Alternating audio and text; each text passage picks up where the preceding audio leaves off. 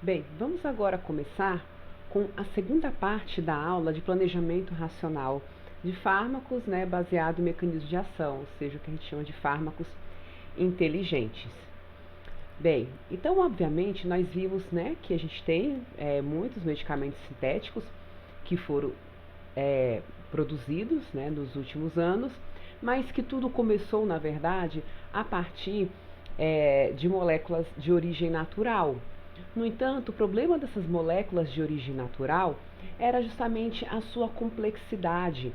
E aí essas moléculas, como elas têm uma estrutura mais complexa, isso dificulta um pouco o processo de síntese. Por quê? Porque normalmente essas fontes naturais, a gente dificilmente vai ter uma produção em larga escala que abasteça a necessidade da indústria farmacêutica.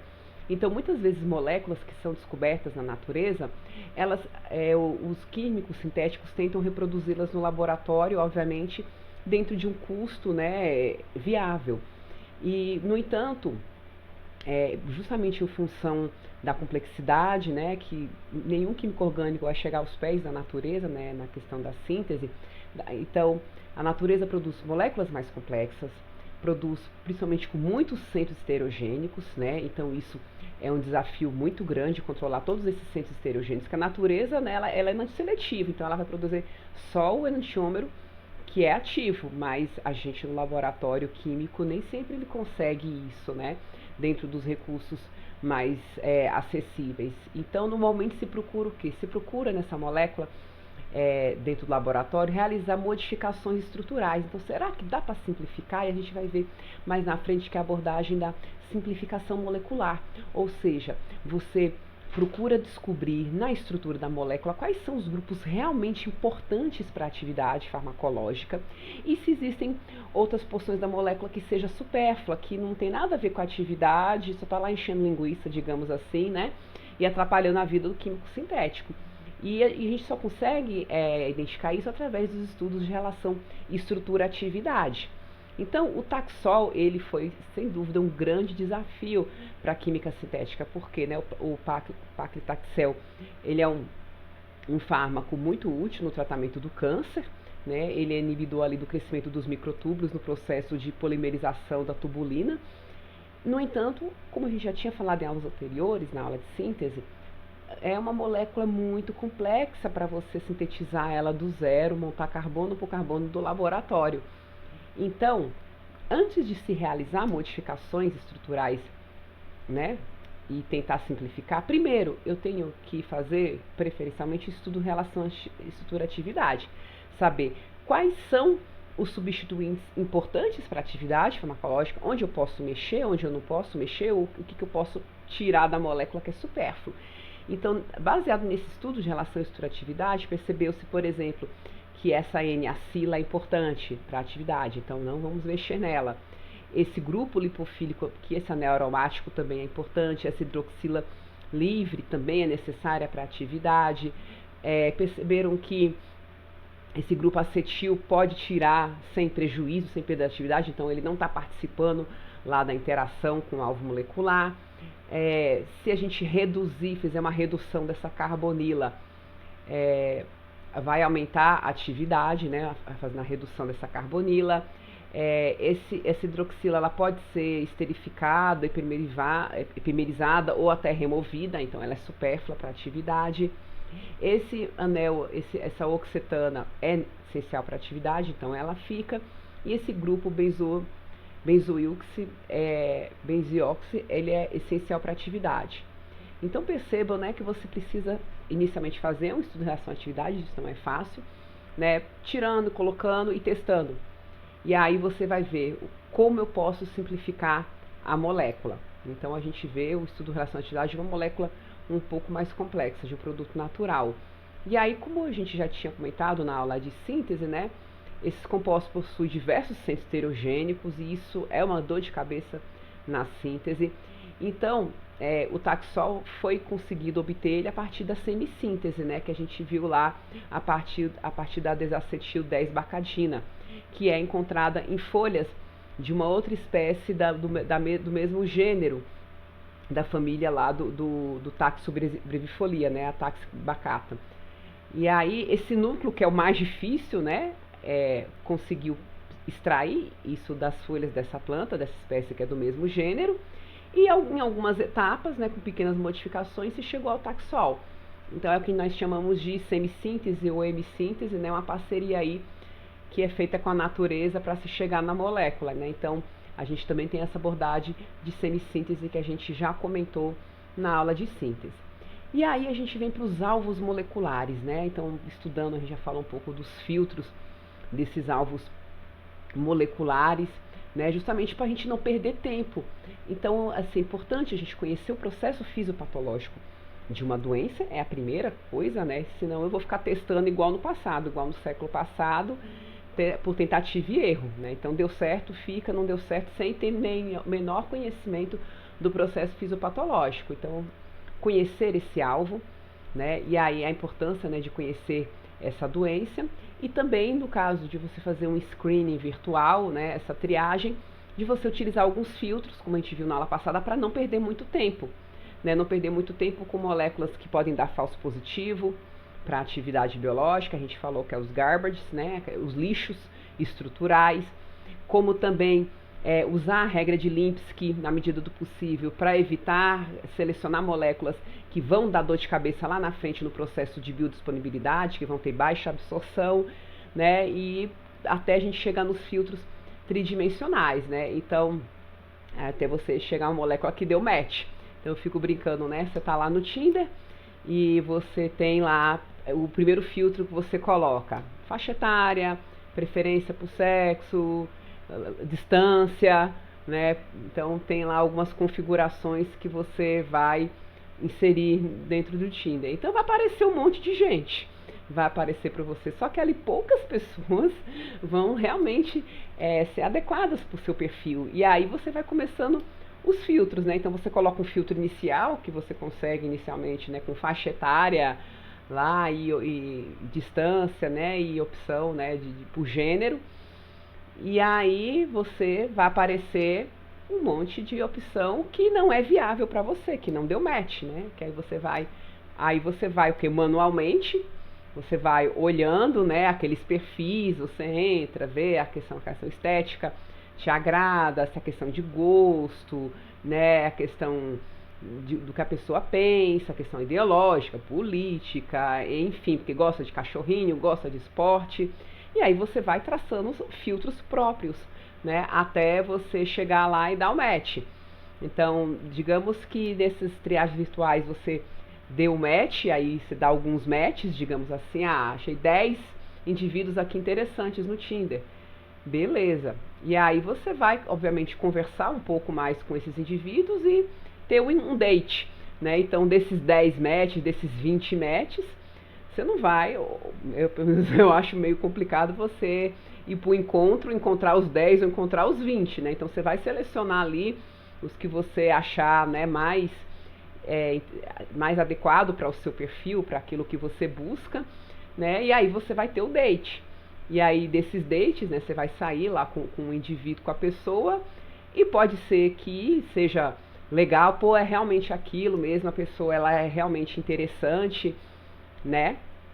Ela realmente é interessante, pode surgir aí um relacionamento, ou não, você chega, dá de cara, meu Deus do céu, a pessoa enganou, colocou uma foto, colocou um perfil lá no Tinder e não tem nada a ver, né? A pessoa usou Photoshop, né? Que é os garbages, né? Os garbages que a gente viu na aula anterior seria o quê? Esses fakes aí, né? Deu um falso positivo, deu match, você olhou para uma pessoa, né, interessante, né, atraente, e aí quando você foi ver ao vivo, você foi conferir, você viu que aquilo ali era fake, que é um garbage, né, os lixos que aparecem no Tinder também, né, que a gente não se interessa por aquele perfil, né, foi um perfil que enganou, e aí você descarta, né, até você chegar ali na molécula, né, no indivíduo que deu match, que deu par perfeito, né. Então, da mesma realidade, né, que a dificuldade que é de encontrar indivíduos nesses aplicativos, indivíduos que realmente valem a pena, que vai gerar aí um relacionamento, muito pior para os fármacos, né? Para os fármacos, você parte de uma grande quantidade de substâncias e pouquíssimas vão dar match, e mesmo esses que dá match, pode começar o relacionamento e aí a droga chegar numa fase 1, na fase 2, E aí você vê, né, que aquele fármaco tem algum grande problema, e às vezes você convive com a pessoa, aí você vai descobrir quem realmente ela é, né, que às vezes na triagem você não conseguiu perceber esses defeitos, e aí às vezes o relacionamento pode não ir pra frente, né, que aí realmente é quando o fármaco, por exemplo, chega no mercado e começa a dar muito problema, né, porque aí você vai ter um uso, um convívio diário com aquela substância, e aí às vezes ela pode ser retirada do mercado, ou conviver com os problemas, né, conviver com os defeitos, que a gente tem fármaco que a gente não retira do mercado, que é cheio de efeito colateral, mas como não tem outras opções, acaba ficando com esse fármaco, né, por falta, mas se aparecer coisa melhor, você vai descartar, né, e aí você vai utilizar algum outro que seja mais efetivo. Só fazendo essa brincadeira aqui do Tinder, né, em relação aos alvos moleculares, para vocês não esquecerem disso, né, desse funil virtual. Bem, existem também nesses filtros o que nós chamamos de estruturas privilegiadas. O que seriam isso? Seriam subunidades estruturais muito comuns para alguns tipos de perfil, alguns protótipos, para alguns tipos de ligantes e etc. Então é como se fosse aquela figurinha carimbada que dá match com todo mundo, né? Que, poxa, é o boy magia, né? É o cara dos sonhos. Cara, às vezes você tá lá com 3, 4 amigas que estão lá no Tinder, e aí você dá match pro cara, aí todas as suas amigas deu match pra ele, aí você descobre que, caramba, eu tô conversando com a mesma pessoa, essa pessoa deu match comigo, com outro, ou seja, né? A pessoa tem muitas qualidades, e aí que digamos que são indivíduos privilegiados, estruturas privilegiadas, né? Que vão conseguir interagir bem com diversos alvos moleculares, né, um bioreceptor. E aí isso acontece também na vida real, né? Quem é que já usou aqui o Tinder, do aplicativo, e não percebeu que tinha um match, né, de um indivíduo, que vários amigos também tinha dado match para essa mesma pessoa, né? Então são pessoas privilegiadas, né? Não só às vezes fisicamente, mas às vezes tem um bom papo, tem um perfil bastante interessante. Então a gente procura esses indivíduos privilegiados, né? E aí eles descobriram que, por exemplo, o fragmento bifenila, que são 2 anéis aromáticos ligados, é uma estrutura privilegiada muito comum encontrada em fármacos que interagem com receptores acoplados à proteína G. Então eles observaram que, né, em cerca de mais de 5 mil compostos de diferentes classes, né, atuando em 311 alvos diferentes, tinham esse fragmento bifenila. Então, digamos que o fragmento bifenila é o indivíduo privilegiado do Tinder, né, que dá match, aí que é interessante, com muita gente, com muitas proteínas, com muitos alvos. E aí a gente vê ele, né, no antagonista das bradicininas, nas proteínas sinase, inibidores de proteína sinase, nos antagonistas da bradicinina. Então, isso aqui é um match, isso aqui é uma estrutura privilegiada que vai estar presente em vários fármacos que terão essa afinidade. A gente sabe que a proteína G, ela é transdutora para diversas ações dentro do organismo. Diversos fármacos atuam, né, ou inibindo ou ativando a proteína G. E, obviamente, né, desses alvos a gente vai ver o nosso candidato a fármaco, vai avaliar potência, dose, seletividade, formulação, metabolismo, efeito colateral. É muita coisa, né, gente? Por isso que não é fácil você encontrar uma molécula que chega ao mercado. E aí vem os screens, né, como eu falei com vocês, os screens, que é essa triagem, né, esses screens aleatórios, né, e screens mais direcionados, para você ter um designer, né, então você pode pegar lá um banco de moléculas e sair fazendo teste aleatório em alguns ensaios in vitro, que são rápidos, mas às vezes isso pode demandar tempo e custo e você achar poucas moléculas realmente interessantes.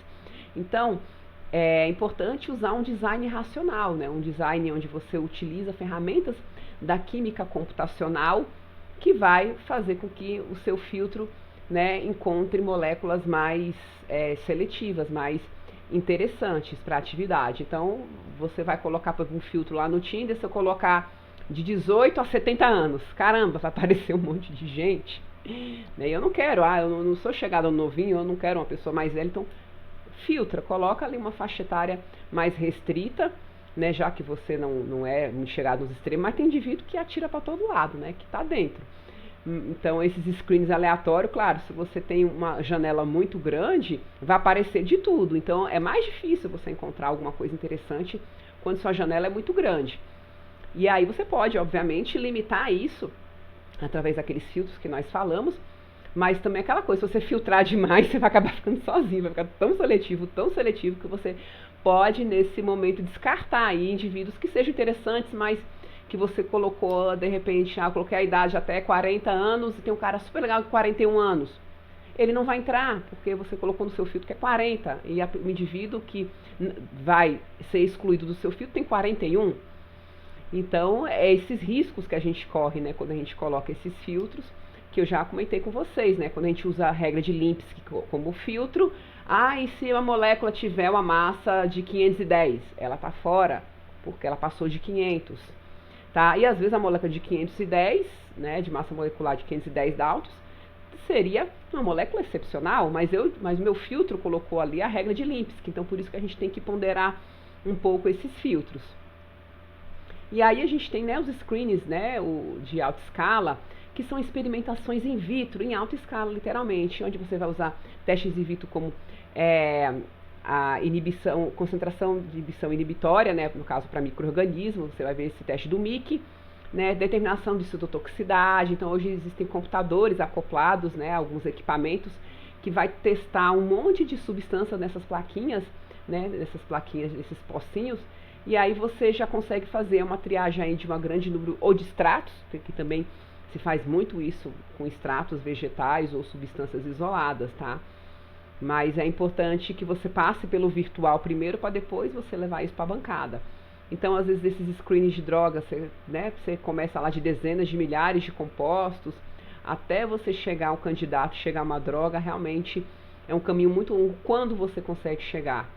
E, obviamente, a gente precisa aí de uma interdisciplinaridade enorme, né? Trabalhar com pessoas da modelagem, da toxicologia, da ressonância, da espectroscopia, da biologia molecular, que a gente vai falar bastante hoje, da química sintética, nossos amigos químicos, que estão lá sintetizando para a gente nossos fármacos, dos produtos naturais, né, onde tudo começa, onde a gente vai investigar aí novas estruturas, a cristalografia de proteínas, porque eu preciso também do meu alvo.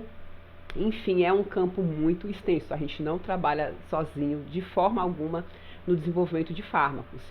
E aí a gente tem alguns exemplos, né, alguns exemplos clássicos de descoberta de fármacos, né, que foi, por exemplo, da cimetidina. A cimetidina, ele foi o primeiro antagonista seletivo de receptores histamínicos H2, útil no tratamento da úlcera. Então, sabia-se, né, a histamina, ela é uma molécula endógena e ela interage, ela está tanto relacionada a essa questão da proteção gástrica, quanto a desencadear reações, desencadear a cascata mesmo de alergia.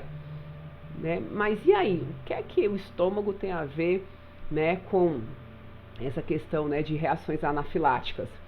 E aí você tem a molécula de histamina. A molécula de histamina é uma molécula simples, né, uma molécula endógena e altamente flexível. Então essas moléculas endógenas, elas têm essa característica, essa rotação. Então às vezes, a depender da conformação, a depender do tautomerismo, ela vai se encaixar em receptores que são completamente diferentes, né? Então começou a investigar, né? Será que existe alguma coisa que a gente possa fazer na histamina, alguma modificação que faça com que ela apenas bloqueie, seja bloqueadora seletiva de H2 e não de H1?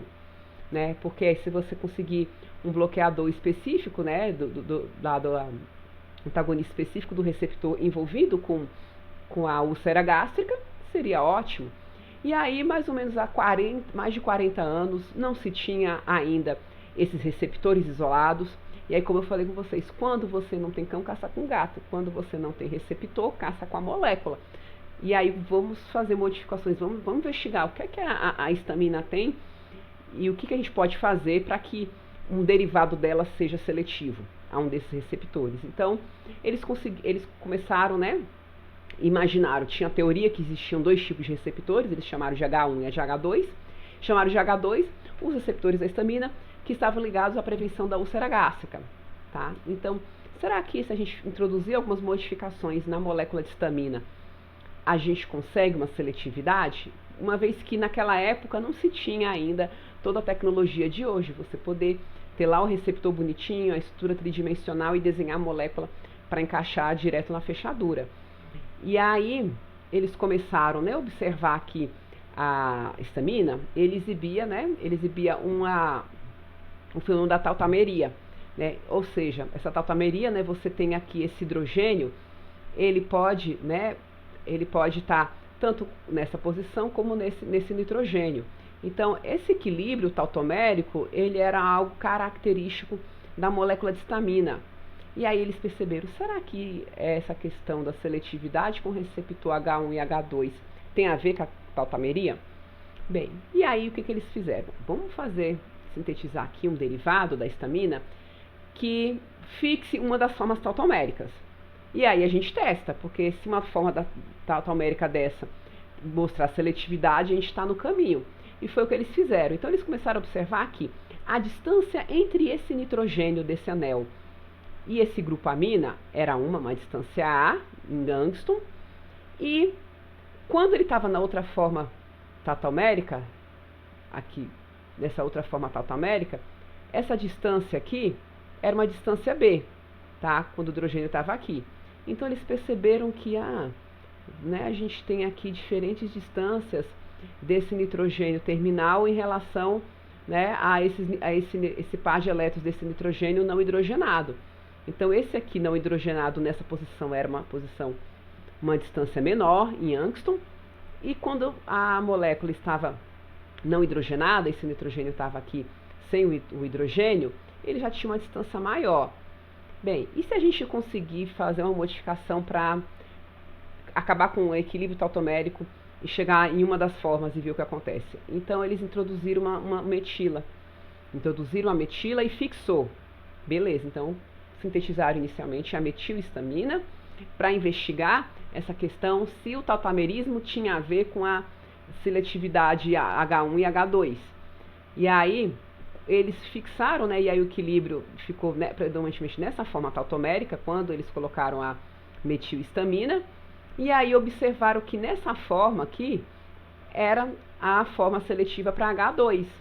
Beleza, então já descobriram uma coisa, ou seja, o primeiro ponto de partida é qual é o requisito estrutural que o derivado da histamina tem que ter para ele ser seletivo H2. E aí, obviamente, que não ficou essa molécula, né? Então, até se chegar na cimetidina, houve necessidade de outras modificações.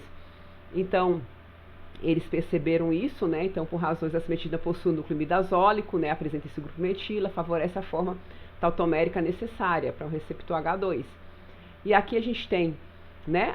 Se a gente for observar lá no Marvin, né? Eu coloquei aqui para vocês a molécula da histamina, né? E aqui você tem como ver, ó, a forma tautomérica majoritária, de acordo com o pH. Então, eu coloquei o pH, simulei o pH de 7,4, tá? Para ele me dar a forma tautomérica. Então, aqui ele dá a forma tautomérica. Vamos dar uma olhadinha lá no Marvin, que eu acho que ele está aberto. Então, como é que a gente faz? Eu seleciono, vou começar aqui. Aqui é a molécula de histamina. Tá? Eu vou aqui pro Calculation protonação Major Microspecies. E aí a forma tautomérica, vamos colocar pH fisiológico. Eu dou OK. E aí, no pH fisiológico, a gente tem aqui essa forma, né, com essa ionização aqui desse nitrogênio, tá? E aqui também a gente vai lembrar, né, que a gente tem que pensar um outro parâmetro também que é interessante, que é o log de D, que nós estamos na aula passada, né? E a gente consegue fazer isso com o Marvin, né? De que forma? A gente viu que o log de P, ele vai levar em consideração a concentração apenas do fármaco não ionizado, mas no meio a gente sabe que, a depender do pH, eu vou ter fração ionizada, tá? E essa fração ionizada, mesmo que em menor grau, mas ela vai também solubilizar um pouco na fase orgânica. Então, a gente também consegue ver isso em função do pH do meio, o log de D, que é levando em consideração a distribuição do fármaco ionizado e não ionizado em ambas as fases, a fase aquosa, né, a fase aquosa em pH 7,4, que é o padrão, e a fase orgânica em octanol. Então, a gente pode vir aqui, ó, em partição, o log de P que nós já conhecemos, mas eu posso pedir para ele o log de D. Aí ele vai remeter, né, ao site, tá? Beleza. E aqui no site, né, log de D prediction, né, que é uma previsão, ele dá aqui o exemplo do ácido acetil salicílico, e o log de D versus o valor de pH do meio. Então, a gente vai ver esse log de D, né, aqui ele vai dando, né, os valores. Então, aqui log de D próximo de 0, quando o pH está aqui entre 4 e pouco. Então, o log de D dele, né, vai ser maior quando eu tiver no pH ácido. E nós vimos que no pH ácido, uma droga ácida, pH ácido, vai estar mais não ionizado, né, no pH mais ácido. Então, por isso que o log de D aqui para aspirina, né, para ácido salicílico, é maior no pH mais baixo do que no pH mais alto. Mas aqui a gente pode também, né, vamos copiar a molécula de histamina e vamos colar lá. Tá, gente? Vamos tentar aqui tirar o ácido acetil salicílico. E aí, vamos ver se ele vai aqui. Tá, Ctrl V. Deixa eu ver se ele vai aceitar meu Ctrl V. Beleza, tá aqui a molécula de histamina. E aqui ele me dá bonitinho, ó, o log de D versus pH. Então, como a histamina é uma molécula de caráter básico, o que a gente observa? Que à medida que o pH aumenta, né, o log de D aumenta. Porque uma droga, uma substância, uma base fraca num pH básico, tende a ficar mais na fração não ionizada. E aí, se você tem uma fração não ionizada em maior proporção, obviamente ela vai ser mais solúvel na fase orgânica, consequentemente o log de P vai ser maior, tá? Então aqui a gente observa, né, bonitinho, tá? Aqui com o aumento do pH, ó, vai ficar aqui próximo, né, chegando em 0, quando você tem um pH mais alcalino. Então aqui é uma outra ferramenta bem interessante do Marvin para você fazer uma previsão do log de D. Então, né, cada dia eu mexo no Marvin e eu descubro uma coisa interessante nele. Então vamos voltar lá para a nossa aula, né? Nós já vimos aqui isso no Marvin, né, que foi exatamente essa figura que eu gerei lá da histamina. E aí voltando lá para a histamina, né, para o desenvolvimento da cimetidina, obviamente que deram um upgrade na molécula, né? Não só inseriram o grupo metila, fixaram o tautômero, mas também questão de melhorar, né, as características hidrofóbicas, melhorar a questão da solubilidade. Então fizeram algumas modificações aí, né, da cimetidina. Então a presença do tio S na cadeia assegura propriedades hidrofóbicas, né, contribui também para impedir esse equilíbrio tautomérico do anel heterocíclico, porque eu não quero que ele fique nesse equilíbrio, eu quero que ele fixe numa forma só para ter a seletividade H2, e a função nitroguanidina, né, aqui, a função nitroguanidina foi modificada para ciano, para aumentar a hidrossolubilidade.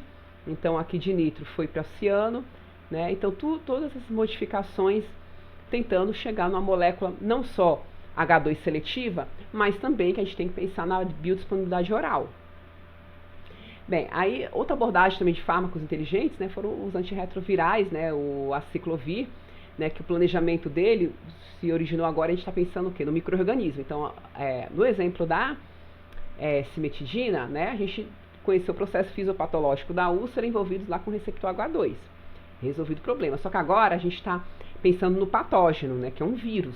Então, nada mais do que justo que a gente tenha que conhecer mesmo a questão viral, a replicação principalmente, e tentar verificar se existe algum ponto ali que a gente pode desenvolver uma molécula. Então, se sabe, né, que é muito importante a questão da síntese da replicação viral para a sobrevivência do vírus, né, que ele usa os nucleosídeos, né, naturais, eles têm essa formação, essa ligação osídica, e aí eles tentaram pensar o seguinte: e se a gente tentar enganar o vírus e desenvolver uma molécula que parece com a base, né, nitrogenada, com o nucleosídeo que vai lá fazer a ligação, né, na hora de replicar. E foi a estratégia utilizada pelo aciclovir, como se eu desse um tijolo falso, né? Então o vírus, é o substrato, ele vai inserir lá na cadeia dele, no crescimento, só que ali ele, né, vai finalizar a função. E aí a gente, né, vai ver que tem uma grande seletividade da molécula de aciclovir, porque a gente tem que ver o seguinte: pode ser que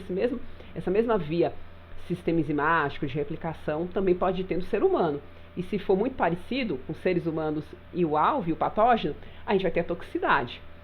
Então, aqui, né, nós temos as bases, né, os açúcares aqui, as bases nitrogenadas. E aí, na replicação viral, né, aqui a gente tem o aciclovir. Perceba que a aciclovir, ele mantém a base nitrogenada, bonitinha, tentando enganar lá o vírus, tá? Só que aqui, esse açúcar, gente, ele é aberto. Então, para enganar o vírus. Então, o vírus vai olhar, opa, isso aqui é o substrato, vamos replicar, vamos fazer aí. Né, utilizamos as quinases virais, né, ele vai entrando com o processo de fosforilação, né, até adicionar o primeiro, segundo, terceiro fosfato. E aí a polimerase viral, quando pegar essa molécula defeituosa, né, que esse aqui está aberto, ele não vai conseguir finalizar o processo né, de polimerização da cadeia de DNA. Então, isso interrompe a síntese do DNA. Então, esse análogo sintético acíclico nucleosídeo, ele não tem a ligação 3' da hidroxila da cadeia lateral. Então, se ele não possui essa característica carboídrica, né, e nem essa hidroxila, o aciclovir fosforilado, ele não consegue prolongar a cadeia do ácido nucleico, né, e isso vai interromper a proliferação do vírus. Então, aqui, né, a gente enganou o vírus pegou isso aqui achando que era substrato, no entanto, isso gerou um problema lá na replicação, então interrompe a proliferação. Então, a gente tem aqui o aciclovir, ele vem para o meio intracelular, então vai ter uma ativação por fosforilação, bota o primeiro fosfato, bota o segundo fosfato, bota o terceiro fosfato. E aí vem a DNA polimerase, né, tentar encaixar, né, encaixar essa molécula aqui na cadeia na hora de formar, né, a fita de DNA, só que isso aqui não vai funcionar. Não vai funcionar porque ele não tem, né, ele não vai conseguir fazer essa ligação aqui, está faltando aquele grupo. E aí esse complexo não funciona e você interrompe, né, o crescimento da fita de DNA e obviamente isso inviabiliza a sobrevivência do vírus. Então aqui, né, ele usa como a base purinha com guanidina, então ele pega a guanidina e dá uma maquiada na guanidina, e isso é um processo que nós vamos ver lá na frente chamado de simplificação molecular. Né, ele pegou a base purínica né, e abriu esse anel aqui, esse nucleosídeo. E aí quando abriu, né, aí a enzima viral, né, quando abriu esse nucleosídeo, a enzima viral vai pegar, achando que isso aqui é a guanidina, tá? Então ele vai achar que isso aqui é a guanidina, mas na verdade é o aciclovir enganando o vírus. Outra abordagem também interessante, então a gente viu que a gente pode tanto pensar no patógeno, claro que a gente tem que ver uma via que seja um pouco diferente de seres humanos, porque senão, se fizesse isso já pensou com o nosso DNA, o aciclovir seria uma droga bastante tóxica. Bem, outro fármaco bem interessante, né, que foi gerada a nova geração dos antihipertensivos. Então, a primeira geração dela, que a gente teve os inibidores de ECA, da enzima conversora de angiotensina, e aí a gente vê, né, o captopril, o enalapril, os pril da vida aí, que começou com esse mecanismo de ação, né, conhecendo essa enzima, e aí onde você vai ter o quê? O bloqueio, né, então a hipertensão ela estava muito ligada à conversão de angiotensina em angiotensina 2, e essa angiotensina 2 ativava receptores de angiotensina, produzindo a vasoconstricção, e essa vasoconstricção levava ao aumento de hipertensão arterial. Então, conhecendo essa cascata, a primeira abordagem foi, vamos inibir aqui. Então, se encontrou moléculas, né, que inibia a enzima conversora de angiotensina, beleza, não produzia a angiotensina 2, não tinha vasoconstricção, consequentemente a gente conseguia controlar a hipertensão. Só que aí a gente tinha um problema, efeito colateral, tá? Por quê? Porque no momento que o inibidor de ECA, ele não só converte a angiotensina 1 e 2, mas também ele está ligado com a degradação de bradicinina.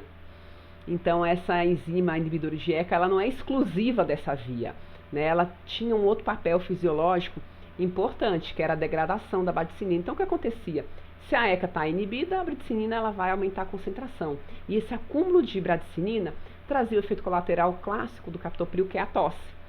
Tá? Bem, então, beleza, aqui a gente tem efeito colateral, mas, né, a gente pode imaginar, olha só essa cadeia aqui, tem outros sítios, não tem, gente? Outra parte aqui que a gente não poderia buscar aí um fármaco ativo, então a gente poderia pensar, por que não um bloqueador dos receptores? né? Então não vamos mexer com o inibidor de ECA, vamos deixar lá não vamos mexer com a ECA, vamos deixar a ECA trabalhando. E aí a gente pode, por que não, achar um fármaco que bloqueie, né, esses receptores. E é basicamente o que a gente tem com a nova geração de antihipertensivos, né, a geração pós-inibidores de ECA, que é o losartan, que foi um dos primeiros. Então o losartan, aqui a ECA fica tranquila para poder degradar a bradicinina, a gente elimina o problema do acúmulo de bradicinina, o efeito colateral que é a tosse, e vai bloquear o receptor. Então não vamos mexer com a enzima, vamos mexer com o receptor. Pronto, achou moléculas como o losartan, que vai bloquear receptores de angiotensina 1 e 2, vai prevenir a vasoconstricção e, consequentemente, a gente tem o mesmo efeito que a gente quer, que é a redução da hipertensão arterial. Só que, óbvio, né, a gente não só no mecanismo, né, como foi um fármaco mais recente, também procuraram otimizar. Claro que teve os primeiros precursores, o losartan, ele não foi a primeira molécula que deu certo, né, tinha moléculas precursoras e foi havendo modificações, melhoramentos dessa estrutura até se chegar no losartan. Então, eles perceberam que esse núcleo tetrazólico aqui, ele sofria grande efeito de primeira passagem, ele conjugava rápido com ácido glucurônico, né? Então isso não era legal, porque diminuía a meia-vida. Então, vamos colocar algum grupo aqui para prevenir isso, né? Então fizeram as modificações. E aí conseguiram otimizar a molécula de losartan para que a meia-vida dela fosse prolongada, tanto que é um fármaco de uso de dose diária, que é excelente para doença crônica, né, porque tem uma maior adesão terapêutica. Então aqui essa figura ela ilustra o sítio lá do receptor e quais são os aminoácidos envolvidos com a interação. Então nós temos aqui a arginina na posição 167, né, e a lisina 199, né, vai interagir com esse anel tetrazólico.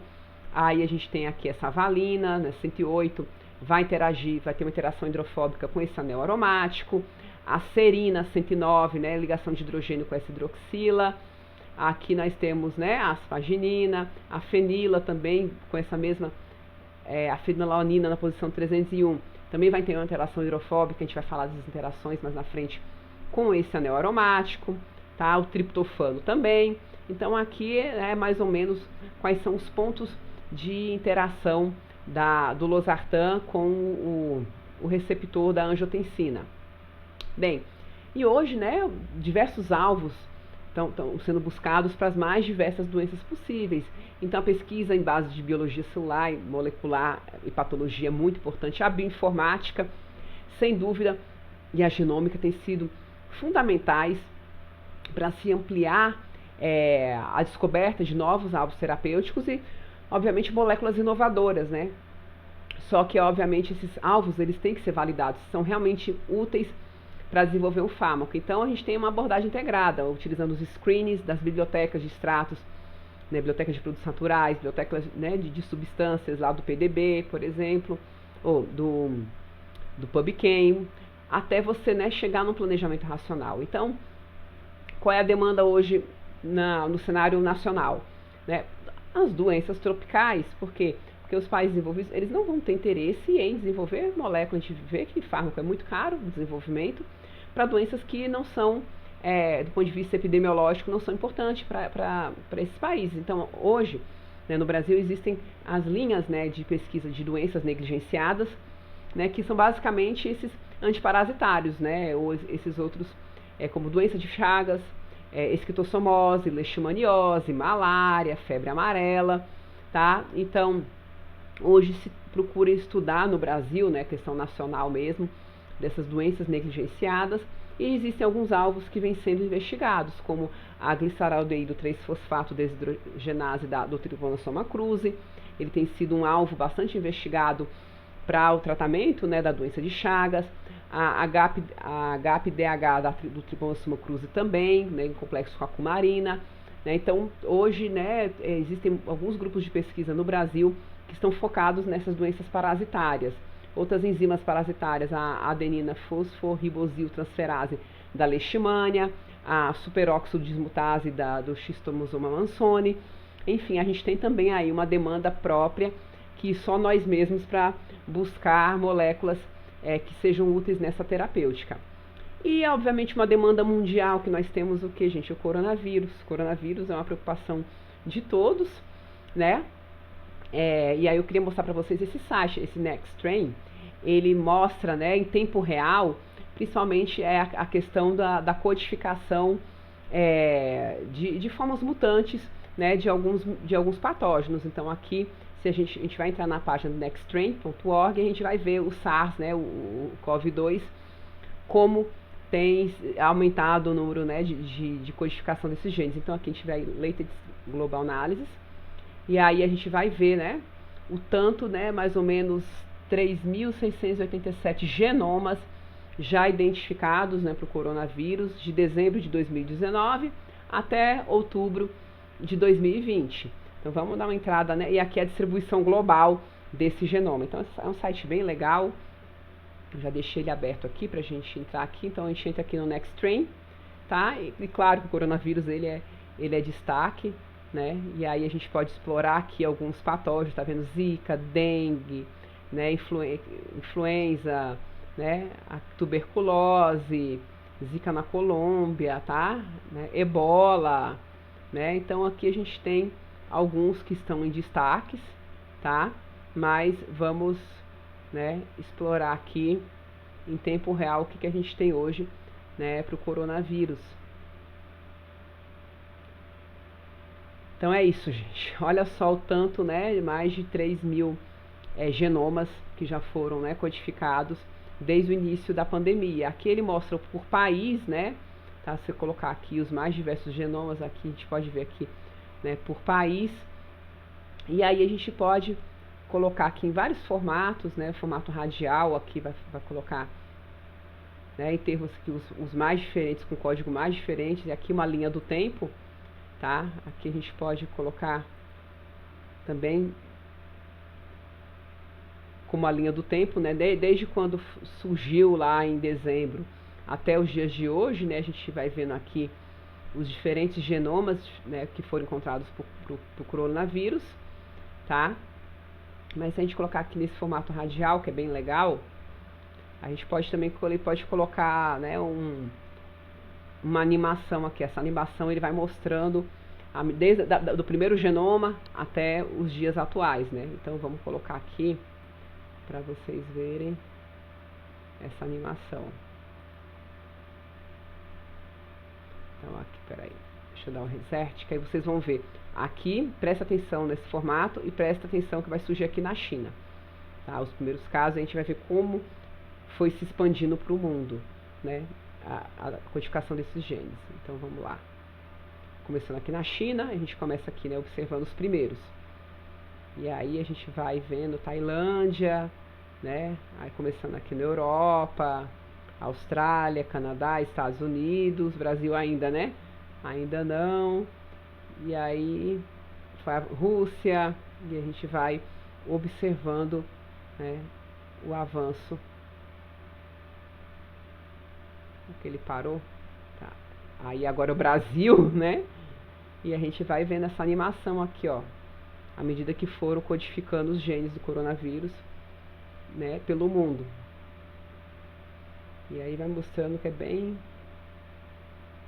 legal, né? E aí ele vai representando os países, né, as regiões com cores, né? A América Latina, América do Sul, Europa, África, Ásia, Oceania e América do Norte. E aí a gente está vendo só mesmo crescer, né? Cada vez mais aparecendo cepas diferentes do coronavírus pelo mundo. E aí ele vai, né, até os dias atuais. Então aqui ele está se espalhando. Então aqui é um site bem interessante, né, para a gente acompanhar em tempo real o que está acontecendo, tá? Então vamos voltar lá para a aula. Bem, e aí, né, pensando nessa questão do coronavírus, né, que hoje é o nosso alvo, hoje é o nosso grande problema, agora a questão mundial. E aí você percebeu que ele tem mais ou menos quase 30.000 bases nitrogenadas, né, letrinhas ali do nucleotídeo. E obviamente a gente tem que ver qual é a parte do nucleotídeo que vai estar realmente, que é interessante a gente tentar explorar e chegar no alvo molecular. Então vendo nesse domínio aqui, nesse domínio do spike, tá? Que está aqui em rosinha, que está ligado ao quê? Justamente àquela unidade, o domínio de ligação, né? O domínio de ligação com o receptor, né? No ACE2, que a gente viu lá que o ACE2 ele está envolvido no processo mesmo de ancoramento do vírus dentro da célula do hospedeiro.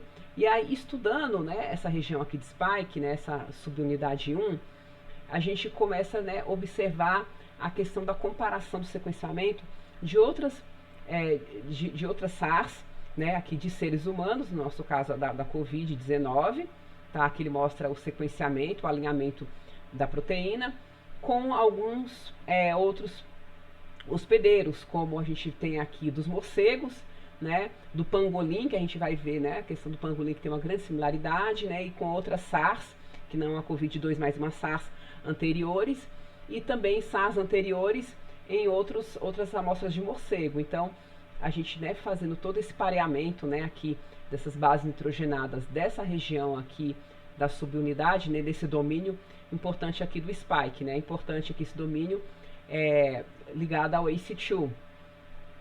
E aí a gente vê, né, o spike, o domínio, que é importante, né, de todo esse sequenciamento, para a gente tentar buscar o quê, gente? Tentar buscar o alvo, ou os alvos moleculares do coronavírus. Então a gente precisa conhecer bem esse vírus, tá?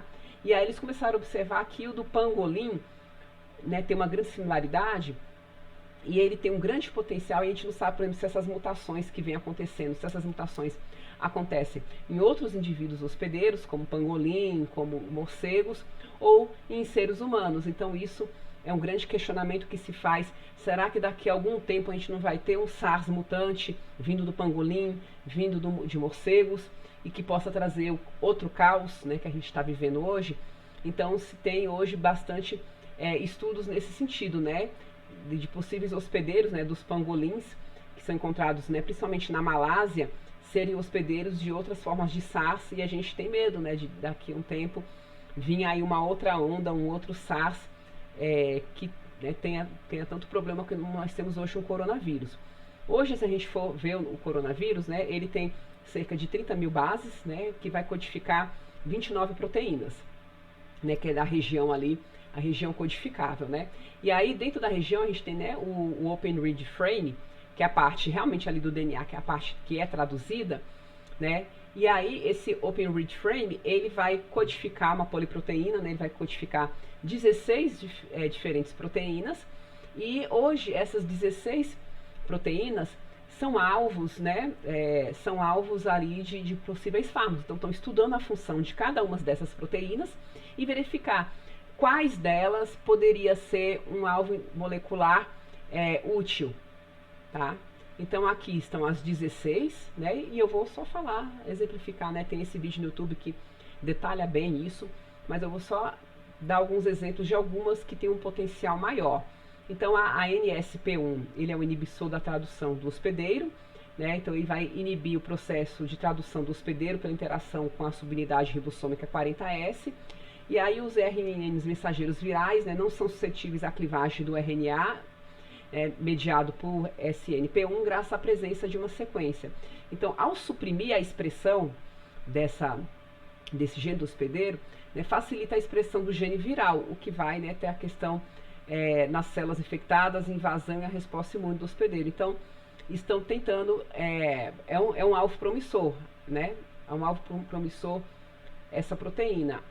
Tem a NSP3, né, tem diversas, eu não vou falar de todas, mas a NSP4 é uma não estrutural que também pode ser um possível alvo, né, porque ela participa na montagem de vesículas citoplasmáticas da membrana induzida por vírus, que é necessário para a replicação. Então, essa proteína é importante para a replicação viral, ela pode ser sujeita a um alvo, né. Então, aí a gente tem a NSP5, né, que é uma das mais utilizadas como alvo hoje na triagem, né, a M-Pro ou a 3CL-Pro, que ela cliva, né, essa aqui é uma proteína que está sendo alvo de reposicionamento de fármacos. Então, como já falou do reposicionamento, estão utilizando muito essa proteína e fazendo screens virtuais, né, de fármacos já existentes, que aqui é um alvo provavelmente promissor, né, porque é uma enzima muito importante para a replicação viral.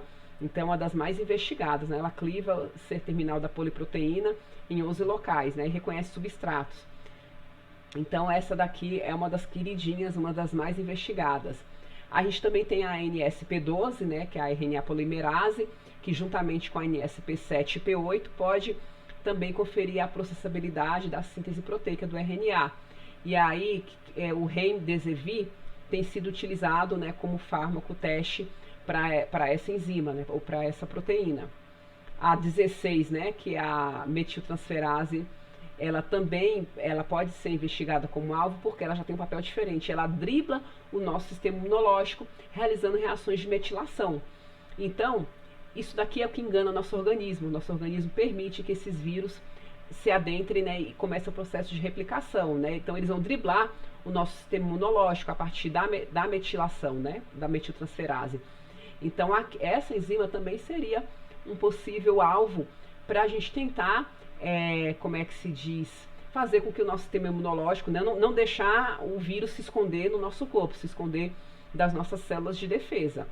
Então, gente, é isso, né, que eu quis trazer para vocês um pouco do planejamento racional.